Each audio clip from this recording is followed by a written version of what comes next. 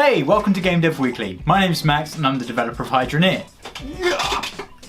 This week's episode is going to be a little bit different. With the 1.3 update coming in just a few days, I thought it'd be a really nice opportunity to just talk over the patch notes for the update. But before I get to any of that, I'm really happy to tell you guys about one last feature that I've just crammed in at the end. It's kind of a tradition for me to put in one last thing way too late, just as the update's about to come out. So I'm really happy to announce that the 1.3 update is going to include a conveyor belt centralizer. This is something that kind of funnels the dirt in if it's placed on either of the sides. This is going to be really handy for people who like to have their items right in the center of the belt to make things easier to go into the conveyor sorter. This also brings me on to another point, that the belts are really good now at not combining the dirt. So when you've got dirt on a conveyor belt, it'll actually bunch up a lot less. I've overhauled a lot of things in this update, and the conveyor belts are one of those things that have had some really nice work done on them. So anyway, onwards with the patch notes.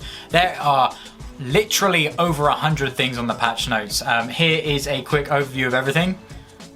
And you can see these full patch notes in the description below. I'll have a little link that'll go to, I don't know, maybe a Google Drive document or something like that. So since I've talked quite a bit in the past about some of these new features, I'm gonna kind of skip over them and go down to some things that I haven't really talked about. The first one being Steam trading cards. Toby, the concept artist, has done an amazing job, again, creating some really awesome art for trading cards. Next thing, I've got a brand new tutorial video that will be live when the patch goes live. Essentially, it's kind of the same thing. There was just a few little issues that I really wanted to pick up on from the last video. Next thing, we've got a complete overhaul on some of the sounds. So the items being dropped, now we've got a complete new soundscape on those. Dan has been working really, really hard at just making unique sounds for some of the items that are more popular. So things like the conveyors, they have their own dropping sound.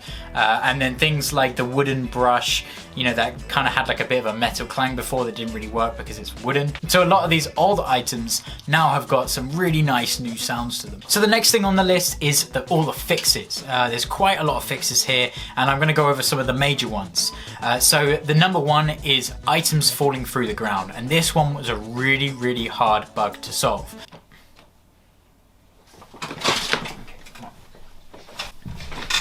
This kind of has two main parts. The first part is when you, let's say you've kind of got a shovel in your hand and you hold it close to the ground and then you drop it. If it's kind of half in the ground, then the item will actually fall straight through the ground. So that's one instance of the issue happening. And to prevent this, I put in place like a collision checker. So it checks if it's kind of going through something and then it plays that noise. It doesn't happen too often, so it's not going to get quite annoying, but it definitely is something that helps out and stops items pinging off into a different direction anyway. The second case of this happening is when players move very far away from one spot and they leave items on diggable terrain. The items fall to the bottom of the diggable terrain and then they come back and you can't find your items there. So what I've basically put in place is a system that completely locks off that item when it's still.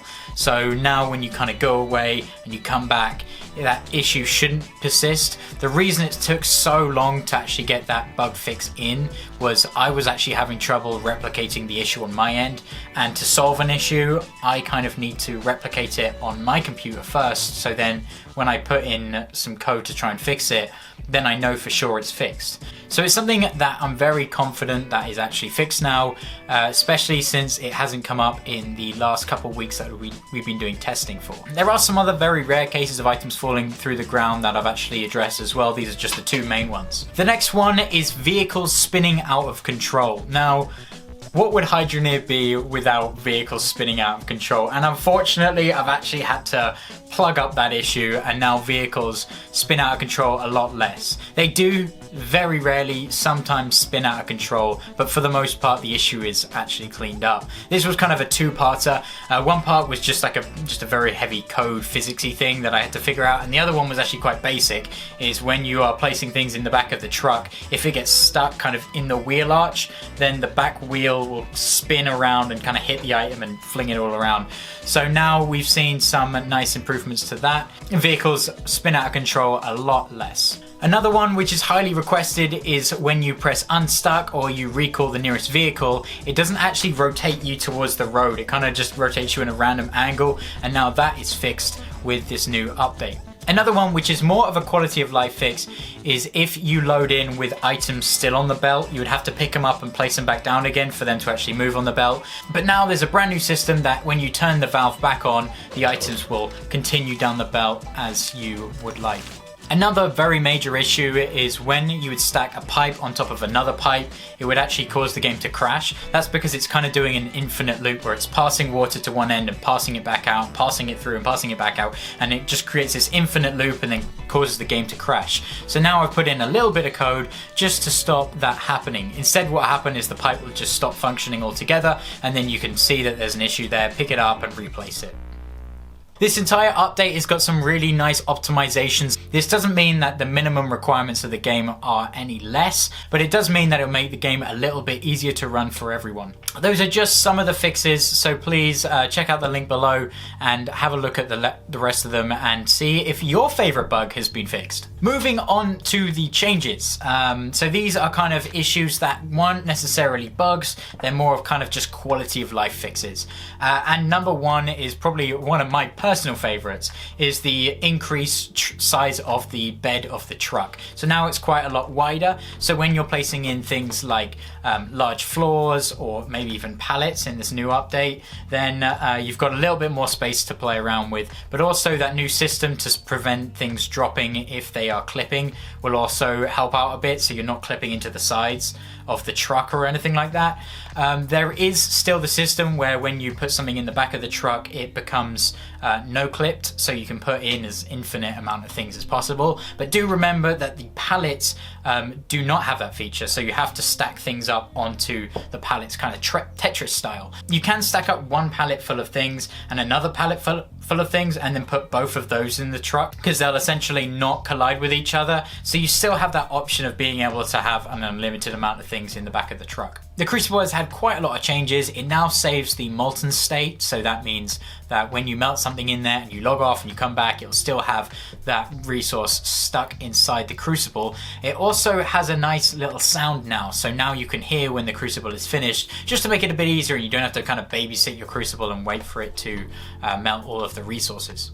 I've also made quite a few different changes to the filters as well. So now they filter water by 20%, so you would essentially need 5 of them in a row, but they do decrease in health slower. So they are pretty much the exact same thing, it just means that you're going to need 5 instead of 4. But another advantage to this system is that machines no longer take damage if the water quality is 100%. So if you have 5 filters in a row and then let's say a ram drill, then that ram drill will not take any damage if those filters are all working.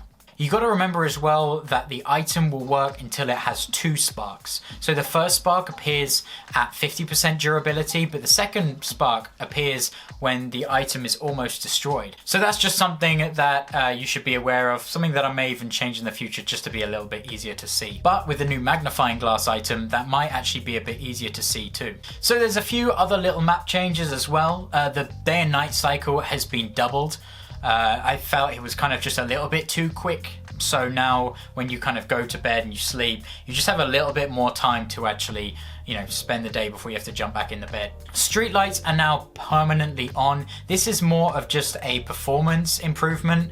I noticed there was a bit of issues, the fact that these street lights were kind of like changing lighting every few hours. It was kind of affecting performance a little bit. So now with them always being on, it does improve performance by quite a lot. You may notice the GPU load will also be a little bit less because of this one fix. The parcel of land South Hope now has another area you can build in to get to water, which may make things a little bit more interesting. I felt that every build that I would see was kind of just building right in the same spot, but now there's 2 places to get water. I think that might change things up a little bit. Bridgeport has seen quite a few new changes in this, as well as kind of adding the harbour. The vehicle store has been moved, and the conveyors now have their own store as well. And finally, just looking at the balances, the resource spawn rate has been slightly reduced, so that means the depth at what an item is produced at will have less of an impact of the size of the item. The gem harvest rate has decreased to 5%, it was before 10%. The iron harvest rate has increased to 52%, and the gold harvest rate has decreased to 37%. And as well as this, there is also various store price balancing. That's all the patch notes I'm going to go through today, but I really encourage you guys to click that link in the description and check them out for yourself, because there is quite a lot in there and quite a lot that I've missed out on this video. I really hope you guys are going to enjoy the 1.3 update. It's going to be live at 12 p.m. Pacific time. You won't have to restart your save or anything like that. It will kind of pass over automatically. There might be one small issue for some users where bought parcels will be unbought in this new version, but other than that, I don't see any other issues when transferring your save from the previous version to the new one. Everything will just happen automatically. If you guys are enjoying Hydroneer, please remember to leave a review. That stuff really does help out. And if you want to catch these weekly videos a little bit earlier than anyone else, feel free to join my Patreon in the description below. For a minimum of $2, you can get these videos before anyone else. Thanks so much for watching, everyone. A big thank you to my Patreons as usual, and I will see you all next week.